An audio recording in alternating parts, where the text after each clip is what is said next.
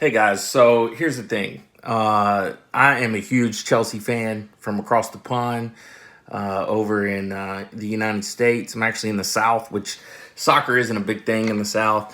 But for me, it is. I like to play, I like to coach, I like to watch it. And I see a lot of videos edited, you know, really nicely. Graphics are done well. Shout out to GBFC, Football Therapy, Blue Lions TV, Son of Chelsea. All you guys killing it, doing edited versions. Great graphics, great thoughts. But here's the thing. I wanted to create something just raw reaction, some tactical side of things, and after the games, I'll kind of throw my thoughts out there.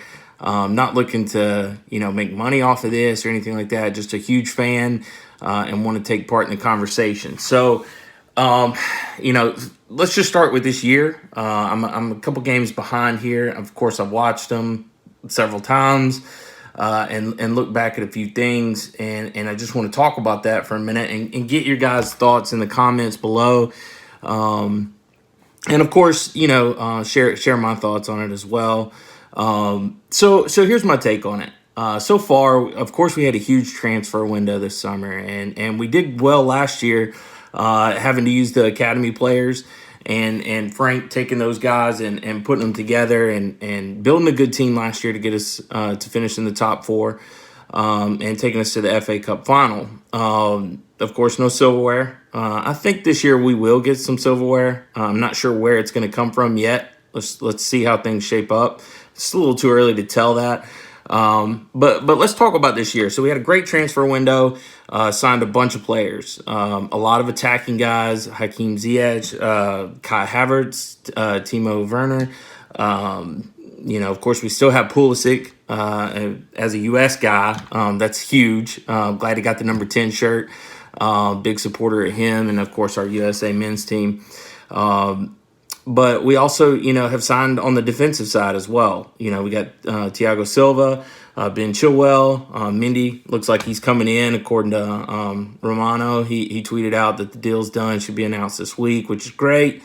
I think Kepa's kind of got done a little raw. Everybody's kind of rough on him. Of course, he's made mistakes. But I wanted to kind of talk about that as well. So let's get into it. So this year we started out versus Brighton.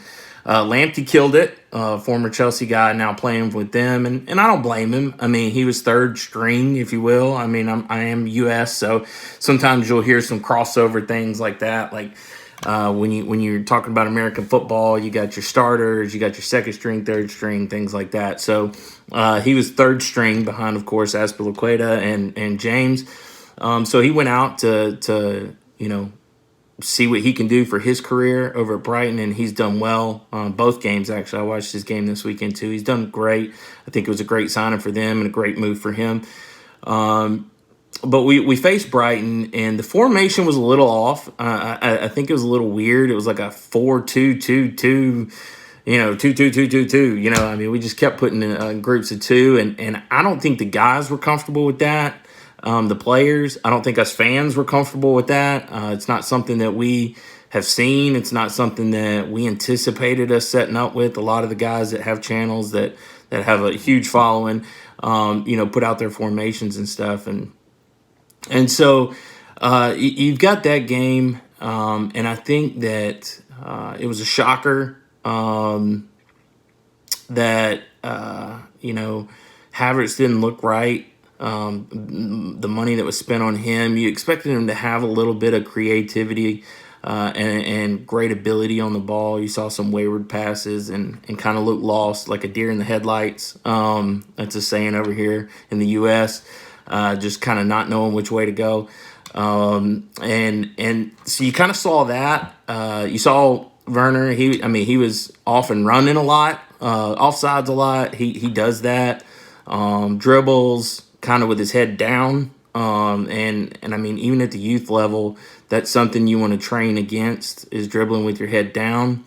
And you'll see as the year goes, he gets caught in possession a lot because he does dribble with his head down, and he has to because of how fast he is. So with pace, you have to kind of keep an eye on the ball, because somebody a little bit slower, like Havertz, a little more smooth, like a gazelle with the ball. You can kind of keep your head up, look around, you know where the ball's at because you're not moving at a huge high pace. But when you're running as fast as Werner is, things on the pitch itself, like grass, just a missed touch a little bit, and at that speed, the ball can get away from you. So you'll see his head down a lot, and he gets caught in possession a good bit with that.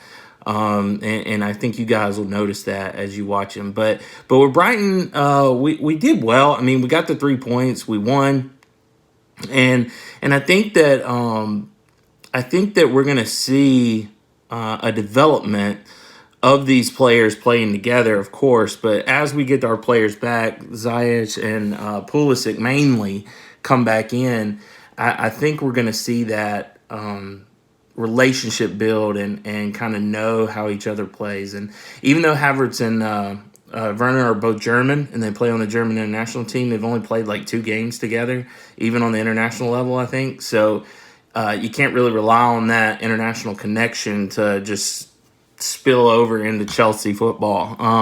It's going to take a little bit. It's going to take training. It's going to take game time. And I think overall, Brighton, we did good. We got the 3 points. I don't really want to beat it up too much. I'm going to do a separate video on Liverpool because there is more to talk about in that game. But this one for Brighton, overall, a good effort.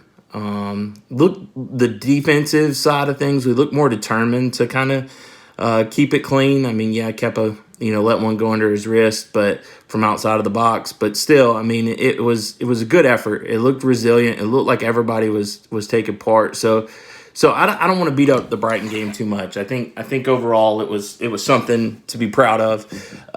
It was something that we can build on defensively and that attitude. So life itself is 10% what happens to you, and 90% what you make of it. And so as long as we get our mentality right, things can go wrong in games, and we can do things the right way. Not a fan of the formation, the 4-2-2-2-2-2-2-2, but we'll get to that later on. But that's my thought on getting things started, kind of introducing you to the channel, how it's going to go. I don't edit my videos. I just kind of sit down in front of the camera, talk about it a little bit, get your guys' thoughts, and go from there. But this is my first take on the Brighton game, and go ahead and if you want to, you can subscribe. Like I said, I'm not doing this for money or anything, just doing this to talk and really take part in it as fans, and have a discussion. May go live on some games so that we could talk about that as it's happening and what we think should happen. A lot of us are what we call it in American football is Monday morning quarterbacks. The day after the game, we all have an opinion. So we may go live sometimes so we can get like as it's happening opinions and things. So look forward to that. But yes, so just let me know what you thought about Brighton. If you kind of got the same feeling I did. And then look out for the Liverpool video. I'm about to literally cut this off, upload it, and do the Liverpool video now. So I look forward to seeing what you guys think. Thanks a lot. Keep the blue flag flying high.